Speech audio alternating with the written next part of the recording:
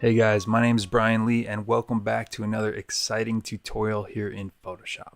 In the previous tutorial, we went over two ways of how to tweak curtains so that they sit in perspective along the side wall. In the following tutorial, I will be going over how I manipulate an armless chair from a common 3/4 front view to a not so common 3/4 back view, resulting in a pair of chairs to be placed on my style board. So here's a commonly found 3/4 view of an armless chair. Now at this point I've already removed its background, and again, if you need a refresher on removing backgrounds, check out lesson 6. Now having this chair as a 3/4 view is great if for some reason we only need one for the design and it happened to fit perfectly in our room, but rarely is that going to be the case. In this scenario, I want to create a pair of chairs to give my client a better understanding of what the final result will look like.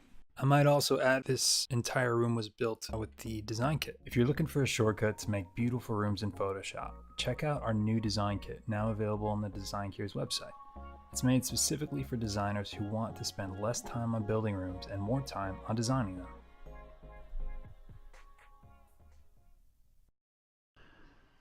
Alright, so to get started here, once again, we'll just go ahead and duplicate our layer. I'm going to hide that duplicate and then just move this into place a little closer to the floor, not too much.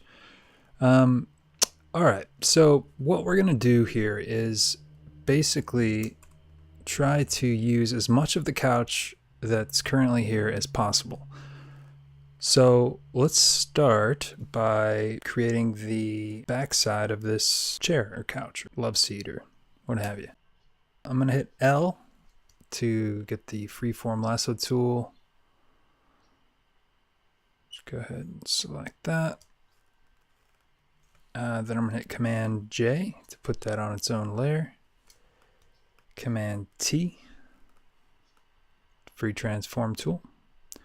Right click and then flip horizontal. All right, so let's just pull this over here. Now my plan for this is to just kind of create the back side of the couch, kind of like as we see over here in the original. So I'm going to scale it up.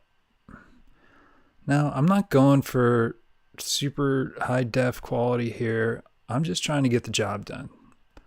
My job is to show my client kind of what the end all situation is going to be. I want to do that very fast, and I want to do that in a way that I am also being as accurate as possible. So I'm going to use the Polygonal Lasso tool to drag out a nice sharp edge along the bottom of this selection. I'm going to delete that, so that'll give me a nice sharp edge. You can kind of see where we're going with this. It's a pretty nice back piece. Again, if I hit Command T, that'll bring my transform tool up. I'm going to use the perspective tool to give it a bit of a shear. And I want to match the height of the back of the couch there. I keep calling it a couch. It's supposed to be a chair. All right, so cool. I think that's a pretty good look at the back of the couch. Now I want to build like more of a three-dimensional side. So to do that, I'm going to try to use the original. So let's grab this using the Polygonal Lasso tool once again.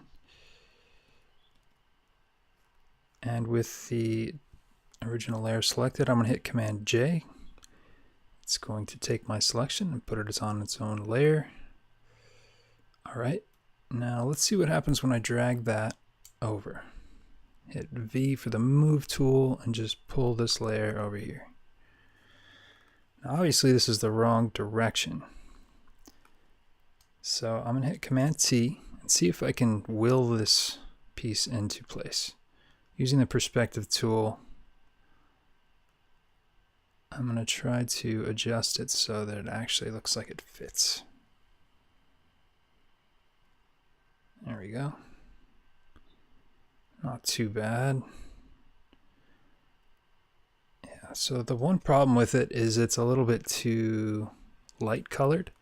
So if I turn on the original piece here, you can see that we're not matching this darker area. So to fix that, I'm going to go into a new tool here that I haven't covered before, and that is the curves tool. So if you go down here to the bottom and you hit the curves tool, it's going to bring up this little tool here. So now you can see this layer, this adjustment layer has popped up. Now if I hold Alt and hover between the two layers, you'll see this little arrow pop up. And if I click that right there, it's going to lock this curves layer to the layer underneath it. And what that means is that when I adjust this, by dragging this point here down, it's only going to affect that piece. It's cool, right? Maybe I'll make it slightly darker. And the curves tool takes a little bit of playing around with to understand it. But in general, this is the highs up here, and this is the lows down here. So you can bring up the lows. You can bring down the highs or up the highs, make it really bright. So I'll leave you guys to play with that. For now, let's just try to get it in the realm of right. Cool. So I'm happy with that. I'm just going to right click on the curves layer and then merge down. That's going to combine the two layers. All right. So I think it's looking pretty cool. I'm just going to now remove the old pieces that we don't need anymore. With the lasso tool selected, the freeform, I'm just going to nice and easy select the pieces that we don't really want to see anymore, and I'm going to delete that. So we're getting pretty close. Last thing we need to do is create the back pillow. As you'll see in the original, this backrest piece. So using the original, let's see if we can just once again just will this into existence. I'm going to take this piece here.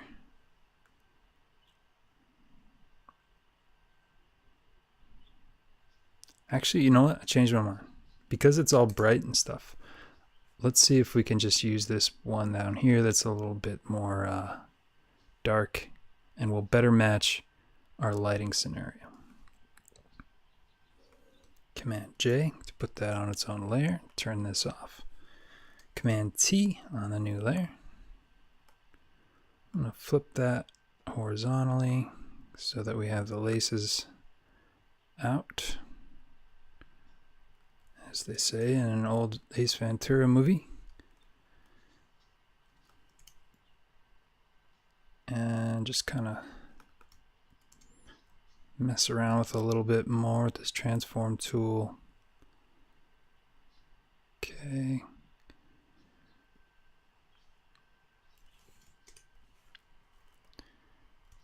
And duplicate it one more time, drag that over.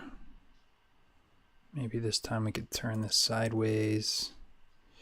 Again, a lot of this reproduction, this recreation of chairs and stuff, it's all about just playing around with it. And you get pretty fast at it after a while. Obviously, some objects are more difficult than others. But yeah, so that's looking pretty cool. Lastly, I just want to make sure there's a nice dark line underneath this pillow. So again, I'm going to hit Lasso tool, select this area here. We could reuse that. And that is from this layer. So I'm going to select that layer, Command J once again, V for the move tool, and just slide that right up here.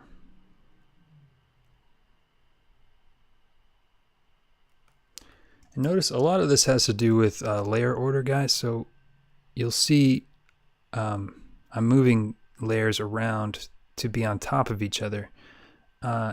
And if you're not familiar with layer order, you will be after trying this tutorial. You'll see why it's better to have some layers on top of others. If not, leave me a comment in the comments section. I'd be happy to answer any questions you have. Okay, so let's select all these layers. I'm going to hit Command G to group them into one. We're going to turn on the original there. And let's see if we can place these in the scene. So I'm going to hit V, my move tool, Command T, free transform tool, and just scale that down. I kind of think it'd be nice to have these by the window. At least that's what the lighting seems to be doing to it. All right, so that's cool, kind of in the back of the room. And then we have our new one that we can pull into the front of the room.